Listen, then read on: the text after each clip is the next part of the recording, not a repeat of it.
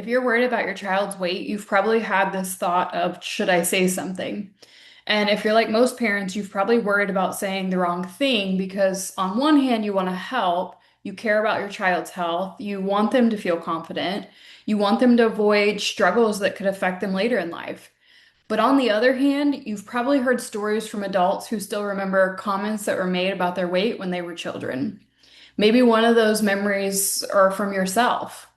And that creates a really difficult question. How do you support your child's health without damaging their self-esteem? And the good news is that parents don't have to choose between addressing health and protecting confidence.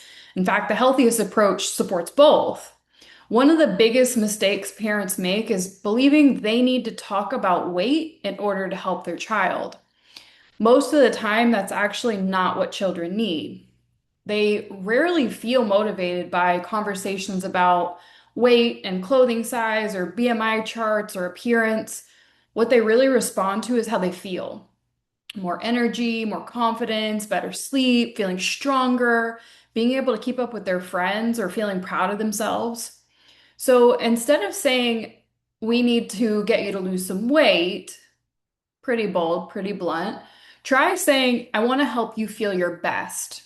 That one can really shift everything because now the conversation isn't about what's wrong with your child, it's about supporting your child. And they can feel that difference. Another thing I want parents to understand is that labels can stick with kids for a very long time. And sometimes parents get frustrated and say things they don't fully realize are harmful. Maybe it's you're eating too much, or you need to watch your food choices or your weight, we're getting out of shape, things like that. Even those comments that come from concern, children often internalize them as identity statements. So instead of hearing, I need to work on habits, they hear something is wrong with me. And that's a very different message. One of the most powerful things a parent can do is separate the child from the behavior. The child is not the problem, the habit is the problem, the routine is the problem, the skill or lack thereof is the problem.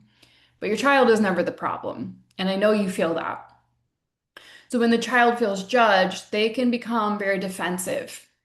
When they feel supported, they might be a little bit more open to change. Another common mistake is making food the enemy. Parents often start labeling foods as good or bad, healthy or unhealthy, and they start monitoring every bite the child takes. They remove their favorite foods, they tighten the control, they remove all the processed stuff. And again, this always comes from a place of love and wanting to help. But what often happens is that food becomes really emotionally charged, and a child starts thinking more about food, not less. And that food gains power. And sometimes that creates exactly the behaviors parents are trying to prevent.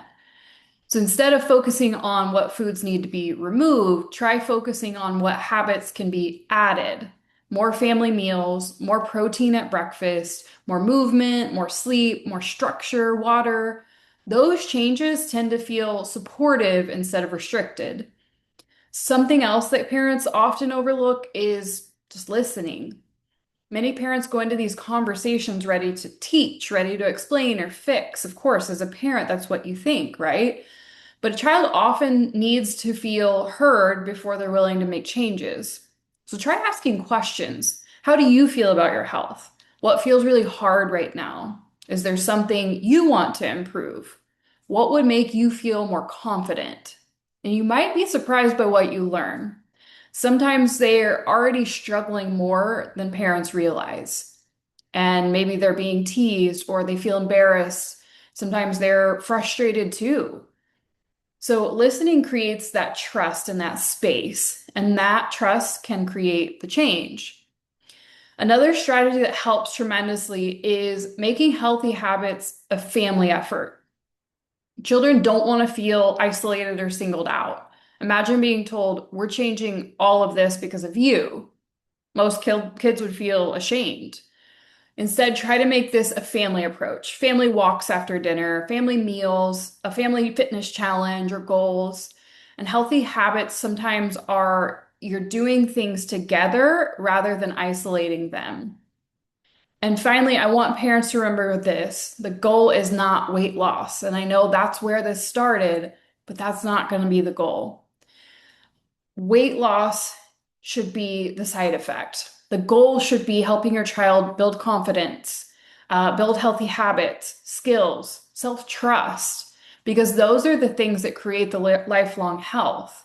When a child learns how to move their body in a way they like, or listen to hunger cues, or manage emotions, build routines, feel confident, the healthy outcomes tend to follow that.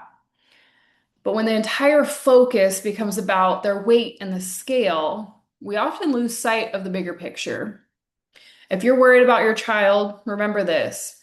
Your child doesn't need criticism. They do not need to feel shame. They do not feel like a project that needs to be fixed. They want support and guidance and to be heard. They want to feel like you're in their corner. And that's exactly what healthy conversation should provide. At Niroggi, we help families build healthier habits through support, education, sustainable behavior change, not guilt, pressure, or dieting at all. If you feel like your family needs a little support, Niroggi offers a free 14-day trial. So you can experience our approach before fully committing. You can get started with a link at our website, niroggi.com. And if this video was helpful at all, leave a comment and tell us what's the hardest part about talking to your child about their health or weight, and let us help you.